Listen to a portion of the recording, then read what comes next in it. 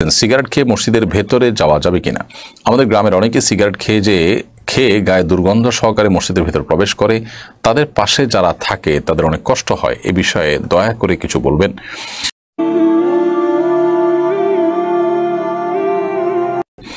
রাকিবুল ইসলাম আপনি লিখেছেন, মানুষ মারা গেলে পরিবারের লোকেরা সবাই যে কান্নাকাটি আহাজারি করে সম্পর্কে ইসলাম কি বলে? কান্নাকাটি করে কি একদমই নিষেধ?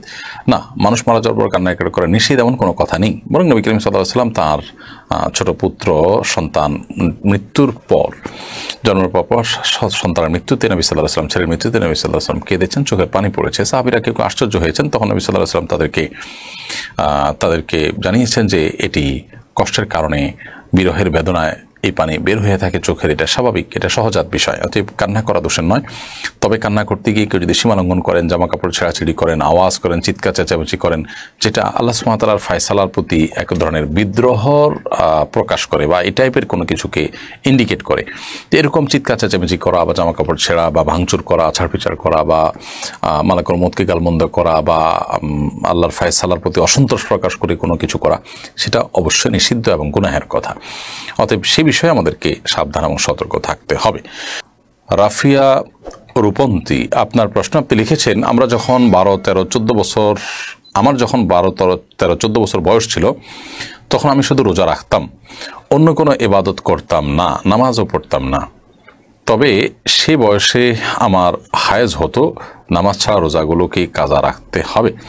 অবশ্যই আপনার সেই রোজাগুলো কাজা রাখতে হবে। আপনি প্রাপ্তবয়স্ক হয়েছেন অথচ নামাজ পড়া হয়নি, এটি আপনার জীবনের ত্রুটি। সেজন্য আল্লাহ তাআলার কাছে ইস্তেগফার করতে হবে, তওবা করতে হবে।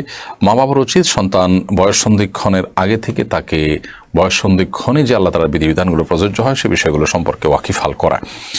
তো এ বিষয়ে আপনার যে বিচ্যুতি ছিল সেজন্য আল্লাহ তাআলার কাছে মাপ চাইতে হবে এবং যেই নামাজ বা যে রোজাগুলো ছুটেছে সে রোজাগুলো আপনাকে রেখে দিতে হবে। আপন শেখ এআইডি থেকে আপনি লিখেছেন, মসজিদে বাচ্চাদের নামাজের কাতারের মাঝে নিয়ে দাঁড়ানো যাবে কিনা নাকি পেছনে রাখতে হবে? মসজিদে বাচ্চাদের নামাজের কাতারের ঠিক মাঝামাঝি যদি দাঁড়ান সেটা জায়েজ হবে। বিশেষ করে বাচ্চারা একত্রে দাঁড়ালে দুষ্টমি করবে সে আশঙ্কা যখন থাকবে তখন এটি জায়েজ। এমনিতে সাধারণ নির্দেশনা হলো বাচ্চারা পেছনে দাঁড়াবে, কিন্তু আজকাল বাচ্চারা প্রচণ্ড রকমের দুষ্ট হয়ে গেছে বা তাদের দুষ্টমি প্রচুর পরিমাণে করে এবং কয়েকজন একত্র হলে সেটা মাত্রা ছাড়িয়ে যায়।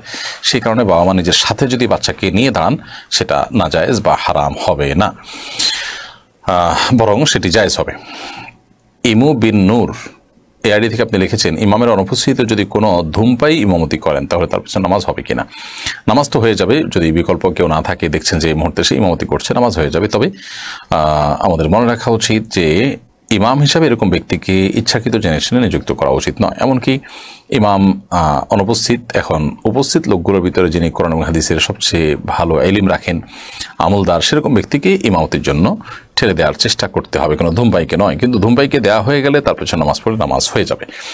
এমনি ইমরান খান আপনি লিখেছেন, সিগারেট খেয়ে মসজিদের ভেতরে যাওয়া যাবে কিনা।